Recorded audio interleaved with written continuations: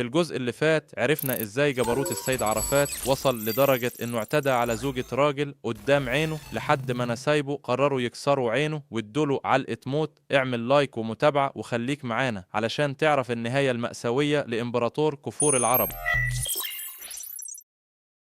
بعد علقة الموت اللي هو خدها ولما خرج من المستشفى ما قالش بقى اهدى بقى شوية، ولا اول حاجة ده عملها ايه؟ بالعكس، ده بقى يعني بص بقى اصعب. الكلام ده بقى انت بتتكلم في 10 سبتمبر 2012، مم. تتكلم على واقعة ارتكب فيها يعني انت قلت في المقدمة ايه؟ مم. اصعب شيء. صح. عمل مجزرة. المجزرة دي بقى بتبتدي منين؟ عايز يفرض، مش عايز يفرض بقى سيطرة، هو عايز يقول للناس ايه؟ انا رجعت. خد بالك اللي حصل ايه بقى لما خرج من المستشفى وتسرب للناس التسعة اللي محطوطين دول اللي هيموتهم. كده الناس اترعبت. عارف اخواته وقرايبه كلهم مشيوا من القرية، سابوا له بقى القرية خلاص بقى، ما انت خلاص بقى، ما بقول لك في سيطرة. مفيش سيطرة. مم. ومبلغين الشرطة ولحقوا الراجل ده وبتاع. في الفترة دي بتتكلم في 2012، علشان الشرطة تقدر تدخل جوه القرى كان الموضوع صعب. صعبة. ولسه انت بتلملم ايه الهربانين التعافي بتوع الأمني في السجون فترة التعافي. فجه عمل ايه؟ نزل على القرية، والأول مرة يظهر بقى ببندقية آلي. يعني خد بالك كل تاريخه الإجرامي ده فرد الخرطوش، بندقية شوت جن اللي طلعت بعد الثورة دي. إنما هنا بقى نزل لهم بالبندقية الآلي، ماشي في شوارع القرية. وزي ما قلت لك بقى بيته، راح بيته ما لقاش اخواته ولا امه ولا اي حد، سابوا له البيت بقى وطفشوا. هيعملوا ايه؟ ما ده واحد ده نازل ايه؟ انك ميت وانهم ميتون. خلاص ده نازل هموت لا اما هموت. راح على البيت، قعد شويه في البيت، راح طبعا اتعاطى مخدرات، جاب رجالته كان ليه دراعه اليمين معاه، وراح خد بعضه كده يتجول فين؟ في شوارع القريه، بيتلكك بقى لاي حد. لا واحد ماشي في الشارع، انت بتبص لي ما تبصليش، قام مطلع بندقية. البندقيه وقام مدي راجل طلقه في رجله. الراجل وقع في الارض. فواحد اتصاب ما عملوش حاجه، فالطبيعي ما عمل له ازاي؟ قال له طب والله انا اوريك. قال له توريني انا مشدد الاجزاء تاني. الراجل من الخضه واخد طلقه في رجله، قام جري من هيقتله. مم. قام جري دخل شارع، دخل وراه. للاسف الشديد كان الشارع ده فيه سنتر تعليمي، في طلبه بتوع المرحله الاعداديه في ثالثه اعدادي. لحظه خروجهم، طبعا انت فاهم المراكز دي لما بيجي الشباب يخرجوا او الاطفال يخرجوا ايه؟ كأن زي مدرسة. خروج المدرسه، يطلعوا زحمه في الشارع. والراجل بيجري وهو بيجري وراه بالايه؟ مم. بالبندقيه الآلي، ويضرب على عمال يصوب عليه بالبندقيه الآلي، طك طك طك ضربات، بيضرب نار. وحصلت الكارثه انه لما دخل الشارع المركز التعليمي، الشباب خارجه منه كلهم 15 سنه في ثالثه اعدادي، نازلين من المركز مالوا الشارع. في اللحظه اللي دخل فيها ايه؟ المصاب ده بيجري قدامه والتاني فاتح عليه النار، طك طك طك بيضرب بالبندقيه الآلي، حاطط ايده على المتعدي، طك طك طك، طلقه قامت جايه في ايه؟ طفل اسمه محمد عبد الرحمن. وقع محمد، شاب صغير 15 سنه في ثالثه اعدادي، خارج السنتر. من السنتر التعليمي، طفل اتصاب، وقع طبعا مات في ساعتها. يتصاب طفل تاني ياخد طلقه اسمه ناجي احمد عبد العليم، ويموت برضه في نفس الحال 15 سنه. انت قدام كده ايه؟ واحد مصاب في اتنين واتنين تاني متوفين. مصابين. طفل تالت يتصاب ويتوفى بعدها، ويكمل هو في حاله ذهول بقى. ناس بتقع قدامه بتموت وناس بتصوت حاله. تخيل المشهد بقى، انت شوف شكل الاطفال دي اللي بيتضرب عليهم نار من واحد بلطجي واقف بثبات انفعالي وعمال تك تك تك لحد اما خلص ضرب، وقام واخد بعضه بالبندقيه وراجع على فين؟ على البيت.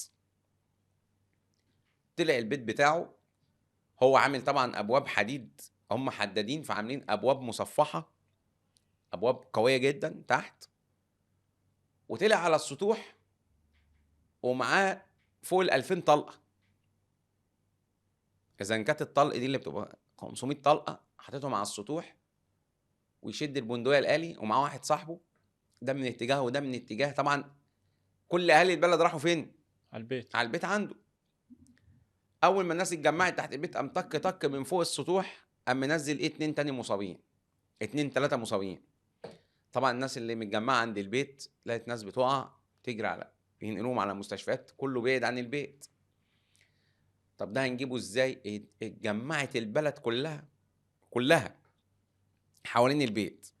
في الوقت اللي هم محاصرينه فيه في البيت، كان امام المسجد، عايز اقول لك زي فيلم عتريس كده، جمع الناس ولازم نخلص من السيد عرفات ده، من قتل يقتل، وبقى يعني خلاص ما هو متضامن كمان مع الناس، يعني فاهم. وقال لهم احنا بلغنا الشرطه ولازم نساعد اجهزه الامن ان هي بيته. تدخل بيته، ونساعدهم ان هم يقبضوا على الراجل ده او يموتوه. وبالفعل جت قوات، كان اللواء مصطفى باز كان مدير امن الدقهليه، وكان الرائد محمد متولي في الفتره دي كان رئيس مباحث طلخه. جت القوات دي وكان معاهم بقى قوات معاونه. طبعا الفتره دي ما كانش بتنزل المباحث بس والقوات النظاميه بس، كان بينزل معاهم ايه القوات المساعده، قوات الايه القوات الخاصه. وكان في لازم تعاون مع الاهالي. واثناء محاصرته في البيت، المشهد قدامك 2 واقفين على السطوح، واحد في مقدمه البيت اللي هو السيد، وماسك البندقيه وشغال ضرب ما بيفصلش على الاهالي اللي مرصوصه تحت. طبعا وزاره الداخليه لما اتحركوا منعوا الاهالي ايه من الاقتراب من البيت، لانه قبليه كان في 3 مصابين اللي سقطوا. فضلت الاهالي محوطه البيت ومعاهم قوات الشرطه. هنا بقى تعاون ما بين الداخليه والشرطه على ارض الواقع بقى. كان يعني بعد احداث يناير بيبقى زي اول مره كان يحصل ايه بالشكل اللي ايه المنظم ده. السيد بيضرب من فوق، وظابط القوات الخاصه طلع من بيت مجاور وبالميكروسكوب بتاع البندقيه القناصه، وقدر يستهدفه اثناء ايه التعامل بتاعه مع الاهالي بضرب النار. قدر الضابط يصطاده بالطلقه القاتله اللي انهت حياته على سطوح بيته. لما سقط صاحبه اللي كان معاه وقف ضرب، ابتدى ينزل عايز ايه يضرب الاهالي من ادوار بقى التانية من الشقق. الاهالي هنا اول ما عرفوا ان السيد وقع، الضرب النار اتوقف، عرفوا ان هو ايه وقع، تم استهدافه. دخلوا في الباب الحديد يا وائل، عايز اقول لك خلعوا الباب الحديد من الحيطه. شوف بقى الباب المحصن ده اللي انا بقول لك ناس حدادين ومصفح والكلام ده، شالوا الباب من غضبهم، شالوا الباب ومسكوا. طبعا الاهالي يعني عزل جايين، مفيش حاجه معاهم. لما دخلوا البيت لقوا الورشه، كل واحد خد ماسوره، واللي خد الشواكيش الكبيره المرزبات، وقاموا طالعين على فين؟ على فوق. على فوق. طلعوا فوق مسكوا مين؟ صاحبه ده اللي هو دراعه اليمين. اول ما قابلوه بالمواسير وبالمرزبه ده ترشقوا دماغه، مات في ساعتها. يعني بيقول لك هو اتضرب ضربه شاكوش واحده فجرت راسه، من واحد بقى بيضرب عليهم نار ضرب انتقام. ضرب انتقام. الاهالي تضرب وده يضرب. طلعوا فوق جابوا الجثتين، السيد عرفات وصاحبه، ونزلوا اوائل بيهم في البلد، مشوا بيهم مسافه 500 متر، وراحوا عند المسجد الكبير. وعملوا ايه بقى؟ اهل البلد كلها اتجمعت، وللاسف الشديد من غضبهم ولعوا في الجثتين. طبعا مشهد مأساوي. اتدخلت طبعا الاجهزه الامنيه بقى، هدت الناس. طبعا اسر بقى المتوفيين، اطفال متشاله بقى، جنازات بقى رهيبه في المسجد، الاف واقفه في الجنازات بتاعت الناس، الاطفال اللي ماتوا. طبعا انت هتقف قدام الغضب الشعبي ده ازاي؟